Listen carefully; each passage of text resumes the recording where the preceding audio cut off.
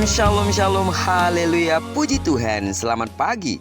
Sungguh Tuhan kita baik dan teramat baik. Dan dalam kebaikannya, Tuhan sudah membangunkan kita kembali di hari pertama di minggu ini, tepatnya Senin 17 April tahun 2023. Kita pasti akan diberkati hari ini, amin. Baiklah, seperti biasa, sebelum kita lebih jauh melakukan semua kegiatan pekerjaan kita hari ini, mari kita terlebih dahulu landasi hidup kita dengan mendengarkan firman Tuhan dari pembacaan Alkitab satu hari satu pasal dari bacaan 28 hari bersama kitab Kisah Para Rasul. Dan hari ini kita sudah memasuki hari yang ke-13, maka kita akan membaca kitab Kisah Para Rasul pasal yang ke-13 ayat pertama sampai dengan ayat yang ke-52. Judul renungan kita hari ini, ceritakan imanmu kepada yang lain. Sebagai pengantar renungan ini, saya akan coba bacakan untuk kita ayat yang ke-15 sampai dengan ayat yang ke-16. Setelah selesai pembacaan dari hukum Taurat dan kitab nabi-nabi, pejabat-pejabat rumah ibadah menyuruh bertanya kepada mereka, "Saudara-saudara, jikalau saudara-saudara ada pesan untuk membangun dan menghibur umat ini, silahkanlah." Maka bangkitlah Paulus. Ia memberi isyarat dengan tangannya lalu berkata, "Hai orang-orang Israel dan kamu yang takut akan Allah, dengarkanlah." Sidang jemaat Tuhan, kalau ditanyakan seberapa sering kita merenungkan bahwa berbagai peristiwa yang kita alami sesungguhnya merupakan rangkaian karya Allah untuk menyatakan kuasa-Nya dalam hidup kita, jawaban kita akan beraneka ragam berikut dengan alasannya. Dalam khotbahnya di rumah ibadat atau sinagog, Paulus menuturkan kembali suatu rangkaian besar karya Allah dalam perjalanan hidup umat manusia. Saat itu Paulus berada di Pisidia, Antioquia. Hari itu adalah hari Sabat. Setiap orang pergi ke sinagog pada hari Sabat untuk bersama-sama belajar tentang hukum Taurat dan kitab para nabi.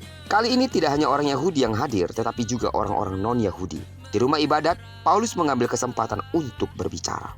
Dia memakai kesempatan ini untuk menuturkan karya keselamatan Allah dalam Yesus sejak bangsa Israel keluar dari Mesir sampai mereka tinggal di tanah perjanjian serta janji keselamatan melalui Daud. Dengan gamblang Paulus menyatakan mengenai kedatangan, penderitaan, kematian, dan kebangkitan Yesus. Dalam penjelasan tersebut, Paulus sangat menekankan tentang figur Yesus yang lebih tinggi daripada hukum Musa. Sebab dalam Yesus ada pengampunan dosa bagi semua manusia.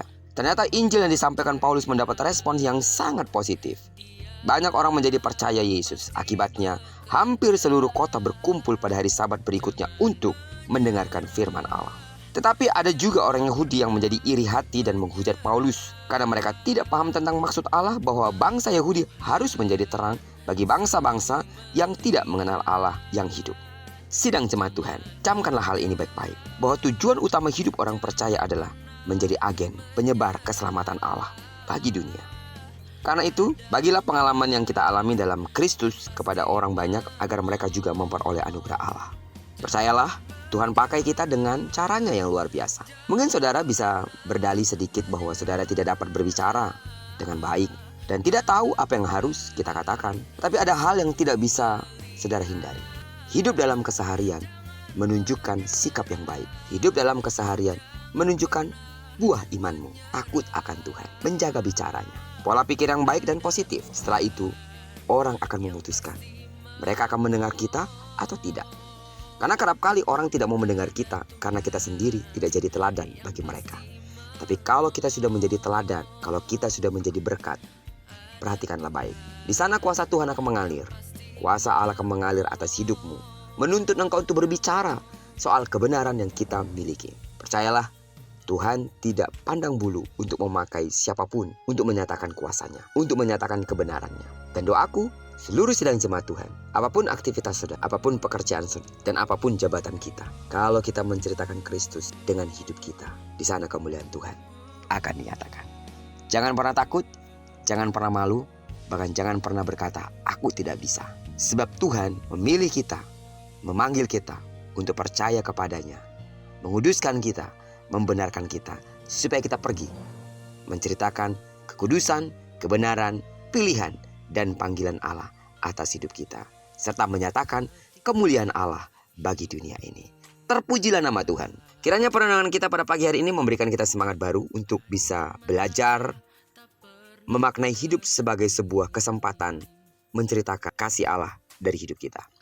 Diberkati lagi tadi sepanjang hari ini, digenapi firman-Nya yang telah berjanji bahwa apa yang dikerjakan tangan kanan dan tangan kiri kita dibuatnya berhasil. Kemanapun kaki kanan dan kaki kiri tak melangkah, percayalah di sana pasti kemuliaan Tuhan akan dinyatakan. Tidak jauh-jauhnya terus aku berdoa, kasih karunia Allah melimpah dalam hidup seluruh sidang jemaat Tuhan. Dengarkanlah bahwa jika bersatu musuh datang menyerang engkau, tapi karena kekuatan Allah ada padamu, maka musuhmu akan lari daripadamu. Sidang jemaat Tuhan yang sakit atau saat ini sedang dalam proses kesembuhan, dalam nama Yesus, sembuhlah sesuai dengan takaran imanmu. Diberkatilah kita bersama dengan orang-orang kita kasihi, serta bersama dengan orang-orang yang kita cintai dimanapun mereka berada. Terpujilah nama Tuhan. Shalom.